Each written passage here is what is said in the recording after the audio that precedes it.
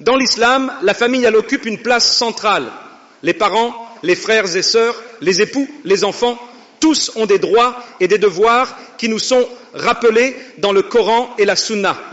Le prophète Muhammad, paix et bénédiction sur lui, a insisté sur l'importance de la famille à de nombreuses reprises, car elle constitue le premier cercle social et la fondation de la communauté. Le prophète Muhammad, paix et bénédiction sur lui, a dit « La meilleure des actions est celle de maintenir les liens de parenté ». Cela montre bien l'importance de prendre soin de nos proches, de les soutenir et de leur montrer notre amour, même dans les moments difficiles. Maintenir ces liens n'est pas seulement un devoir religieux, mais aussi une source de bénédiction et de sérénité pour tous.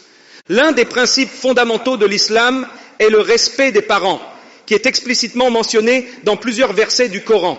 Par exemple, Allah dit dans la sourate Al-Isra, verset 23, « Et ton Seigneur a décrété, n'adorer que lui, et marquer de la bonté envers les pères et mères.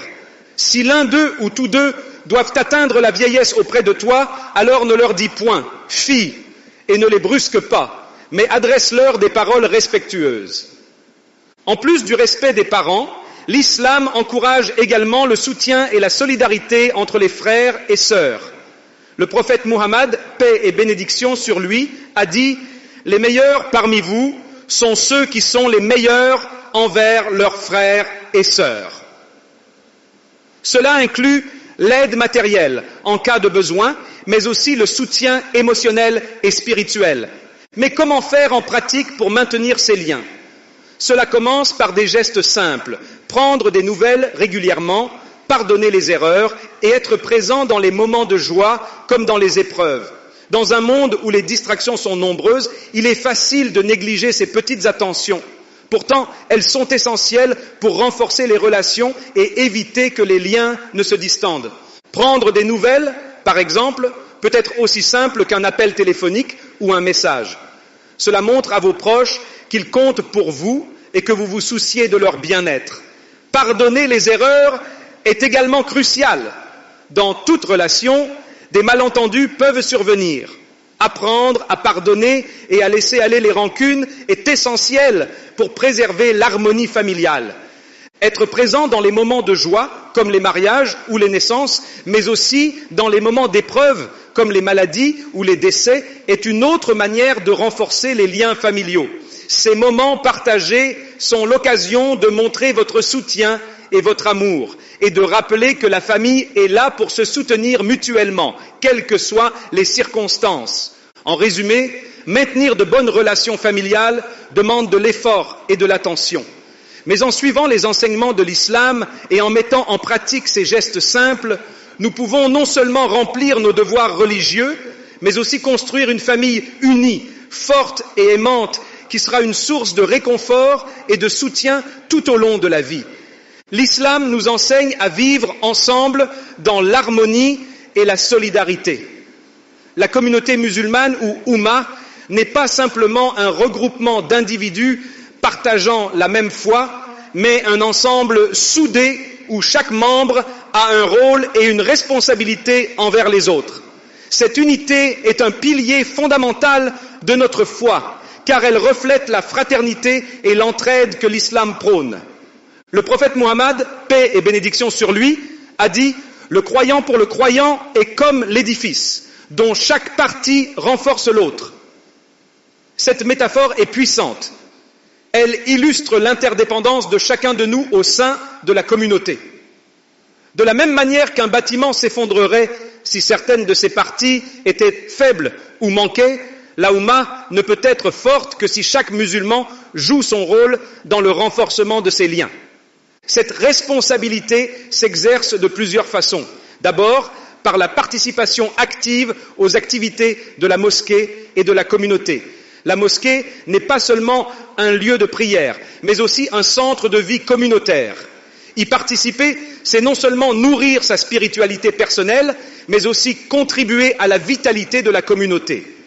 Qu'il s'agisse de prier ensemble, d'assister à des cours islamiques ou de prendre part à des activités sociales, ces moments de rassemblement sont essentiels pour créer et renforcer les liens fraternels. Ensuite, l'aide aux nécessiteux est un autre aspect crucial de la vie communautaire.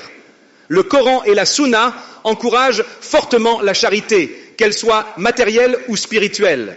Aider les pauvres, les orphelins ou toute personne dans le besoin est une forme d'adoration qui rapproche non seulement de Dieu, mais qui renforce aussi les liens entre les membres de la communauté.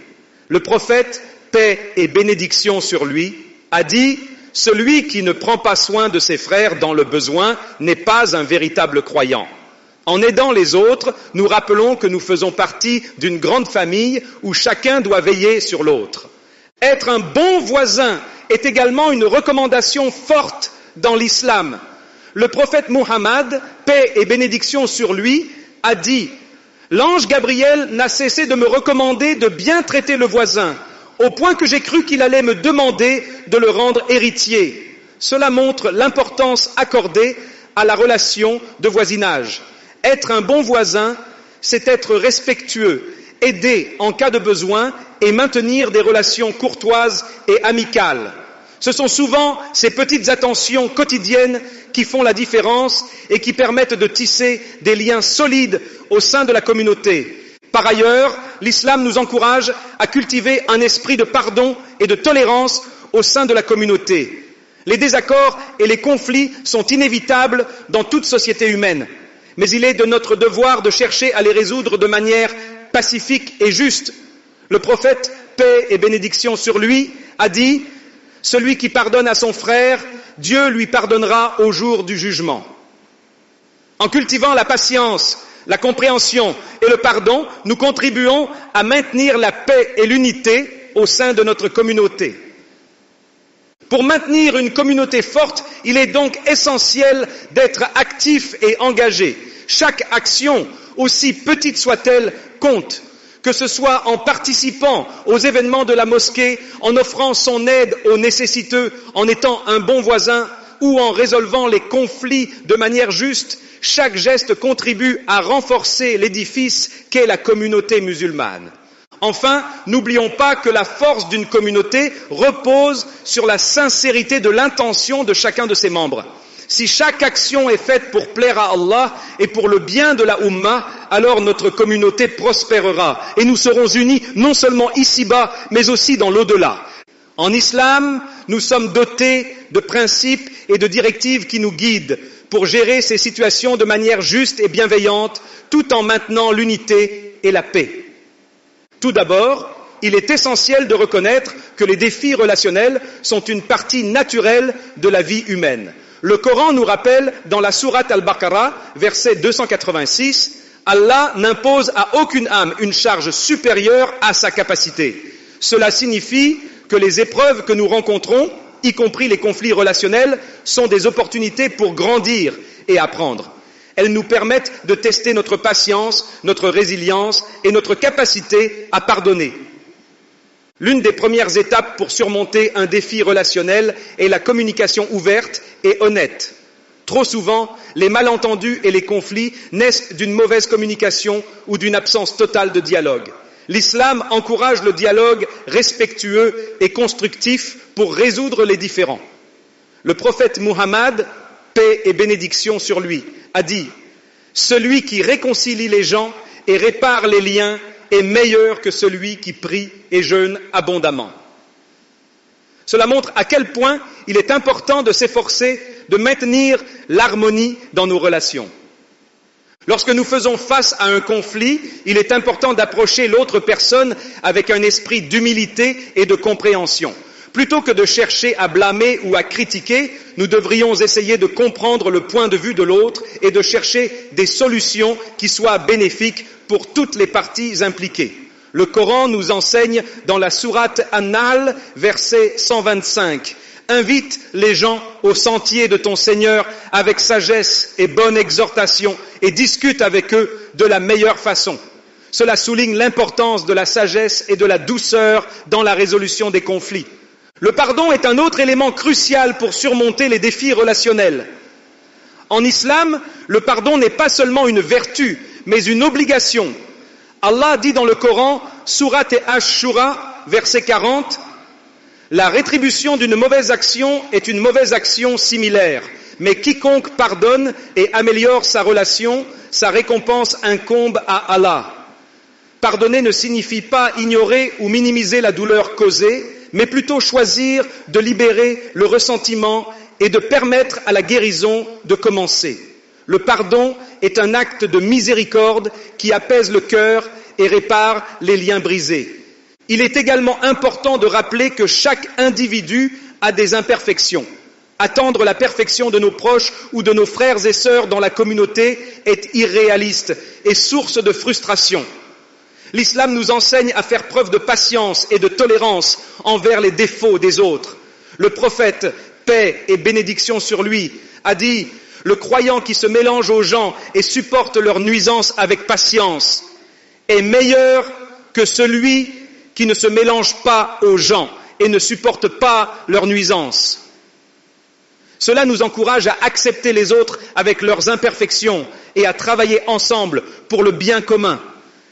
Parfois, certains défis peuvent sembler insurmontables et il peut être nécessaire de faire appel à une médiation extérieure. Dans de telles situations, l'islam recommande de faire appel à des personnes sages et justes pour aider à rétablir la paix. Le rôle du médiateur est de guider les deux parties vers une solution équitable, tout en gardant à l'esprit les enseignements islamiques de justice et de compassion. Enfin, il est important de se rappeler que surmonter les défis relationnels demande du temps et de l'effort.